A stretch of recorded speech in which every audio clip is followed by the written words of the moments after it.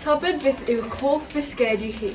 Ydych chi'n hoffi hobnobs, cookies, bisgedi siocled, rich tea, neu custard creams?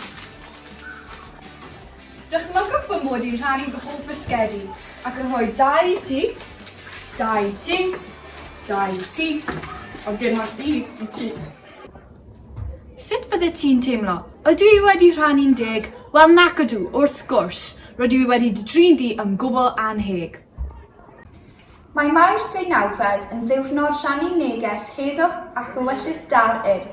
A'r nod yw anfon neges o heddwch i bobl ifanc ar draws y byd. Mae'r neges wedi'i rhannu bob blwyddyn ers 1922. Syniad a bachedig William Davies oedd neges heddwch ac ewyllys da. Nod y neges eleni yw gwellau'n byd a wneud yn lle tecach i bawb. Wyddwch chi fod neges heddwch ac ewyllys da yn cael ei chyfieithu i 100 ieithoedd? Mae'r neges wedi'i chyfleu yn y gorffennol trwy ddefnyddio Morse code, y radio, y teledu ac erbyn heddiw rhydweithiau digidol. Bydd y neges eleni yn cael ei chyhoeddi ar fideo a'i rhannu ar draws y byd i gyd. Thema'r neges eleni yw hiliaeth, a'n dymuniad i gael byd lle mae pawb yn cael ei trin yn gyfartal. Os meddylion nôl at y bisgedi, roedd y ffordd cawsant ei rannu yn hollol anheg. Rydw i wedi drin di yn wahanol i bawb arall. A dyna beth yw hiliaeth. Trin pobl yn wahanol i'w gilydd oherwydd lliw eu croen.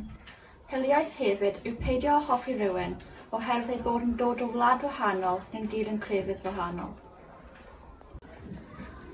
Dydy hiliaeth ddim yn broblem newydd.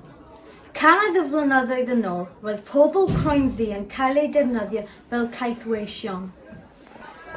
Rydyn ni gyd wedi clywed am bobl fel Martin Luther King, Rosa Parks a Nelson Mandela.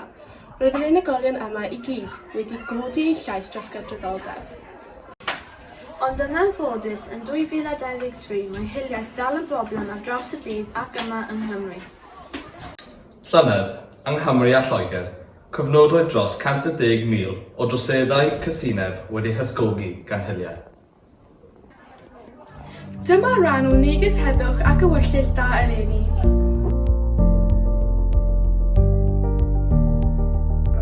Agor dylygad.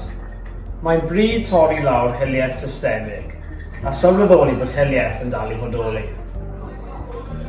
Mae angen i ni annog caredigrwydd ac addysgu i dderbyn a gwella perthynas rhwng ni a phawb. Does dim lle i sylwadau hiliol. Does dim lle i ragfarnau. Gweddion. Rydym yn deheu am weld byd sy'n fwy cyfartal. Byd lle mae gan bawb gyfle i gyfrannu'n llawn i fywyd. Helpa ni sefyll ysgwydd yn ysgwydd, a'n gilydd ac anghofio'r gwahaniaethau sy'n rhyngom. Helpa ni sylweddoli ein bod wedi cael ein greu yn gyfartal.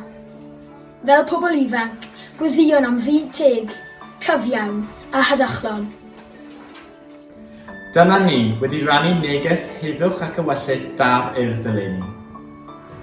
Ymfalchion fod y mudiant yn gweithio'n galed i geisio creu gwell byd. Byd heddychlon, ble mae pawb yn ffrindiau ac yn gydral. Dyma ti, cymer dy ail fisgien. Nawr ydych chi gyd yn gydradd.